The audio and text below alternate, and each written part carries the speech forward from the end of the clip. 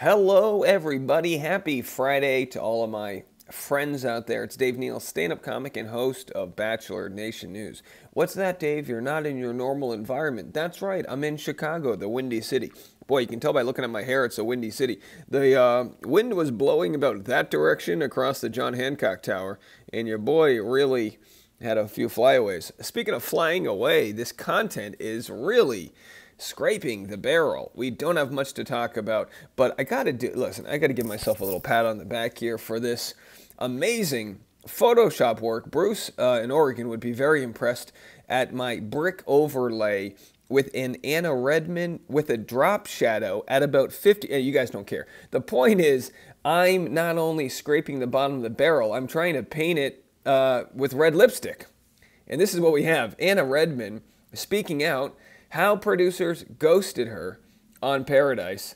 And you got to be careful. These producers, remember, for any jobs you guys have out there, your boss is not your friend, but it's a loving working environment. We're all family. No, you ain't. You are a product. You are a commodity to another beast. You are a cog in the machine.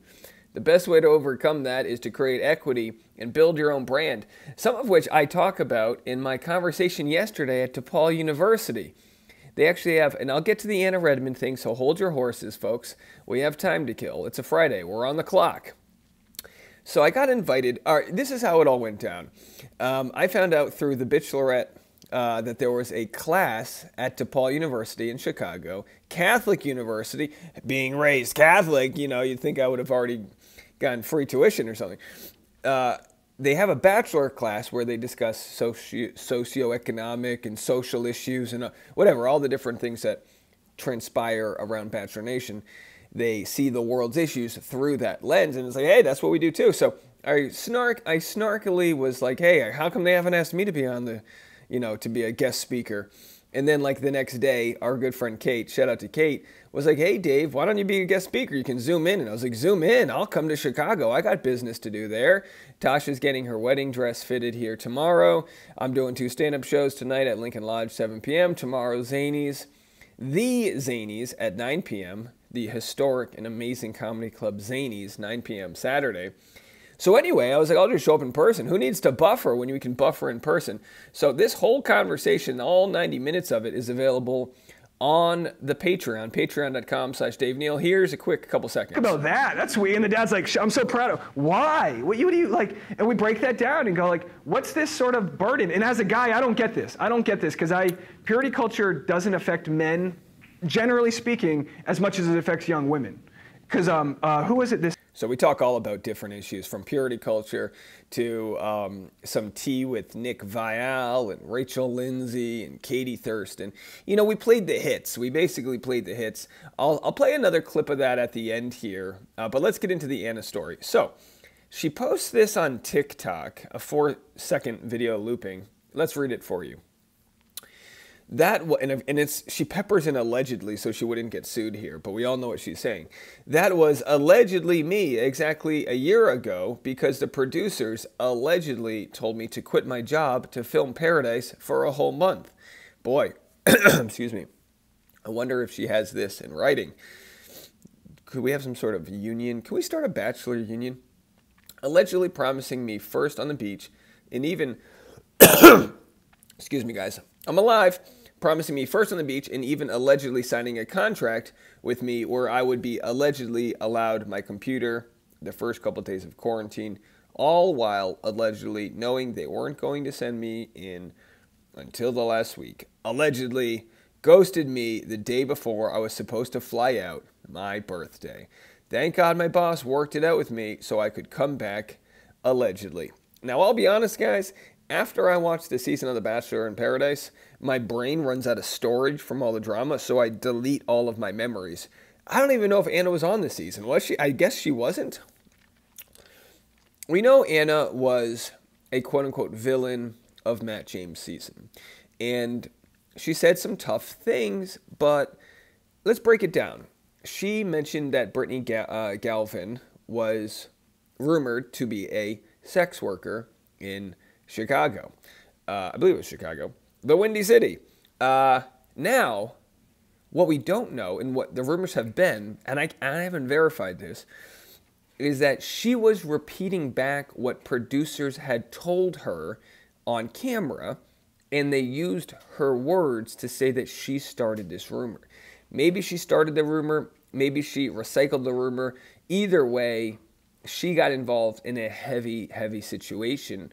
I'm going to give her the benefit of the doubt, as I try to do, that while she might have been a part of that drama, the Bachelor producers could have edited the whole thing out. They could have done what Survivor does, which is if there's drama, they get to the point. They don't tease the drama. As we know, The Bachelor teased that story for several weeks, where letting the audience do all their investigative research to know who they were talking about before they mentioned it. Very dangerous stuff. So Anna was not only made a villain, but what was supposed to be her redemption story, she was basically signed on to be a bench player that was then never used. And again, these are all allegations that she's making. So let's go to the comments here and see what people have to say about it. The ones I really want tea from are the ones who were at the cocktail party to maybe possibly be allowed on the beach. I can't remember where I read it here, but I think Alaya opted not to go down because she wasn't interested in anyone there. I'm not entirely sure. I loved Alaya, by the way. I always thought she got a unjust villain edit. I believe on Pilot Pete's season, if you guys remember. Alaya said on Reality Steve's podcast that she told producers she would only go if she wasn't the last week, and they said she would be in the first group of girls to go down. Not OG cast, but early new arrival. She was only interested in and had been talking to one guy who was already coupled up by the time they did that weird mixer thing. Very mild tea. She wouldn't reveal who it is because he's still in his paradise couple. Pretty sure it was Noah, since he seems like her type based on her other boyfriends. And then after she got back to the hotel, production finally admitted she was going to be the last arrival on the beach.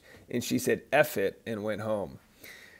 This is what you get when you have disposable talent. I don't know if you guys know this, but the Screen Actors Guild was created because back in the day, decades and decades ago, people would flock to Hollywood to be actors, and they were abused. And they had extreme violations on set where they weren't paid or they worked in horrible conditions.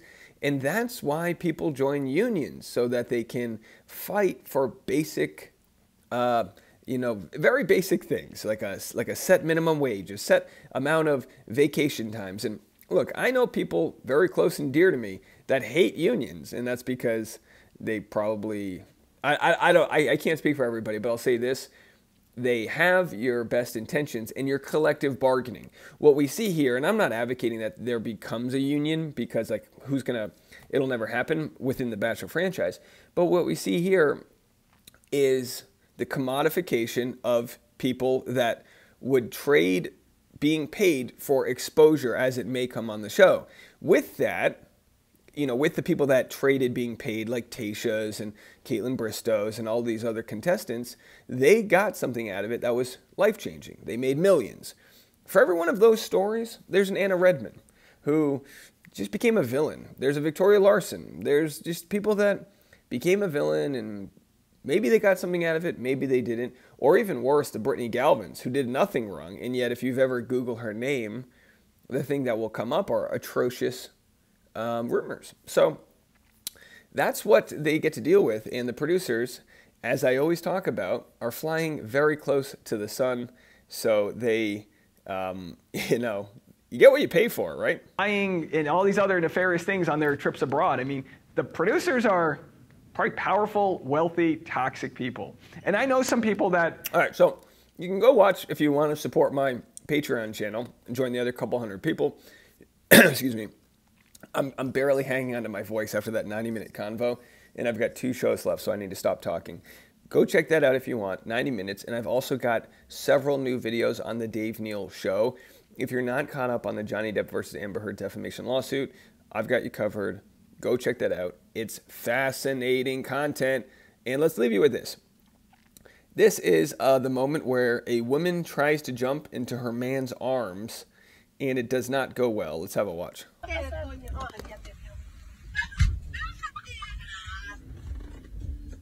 Oh boy, that is bad. Oh, she hit the ground hard. Oh, and they still hug. They still hug. That's love, folks. They win for it. All right, that's the episode. Hit the like button. Leave a comment below, and I'll talk to you soon. See you guys in Chicago. Bye, everybody.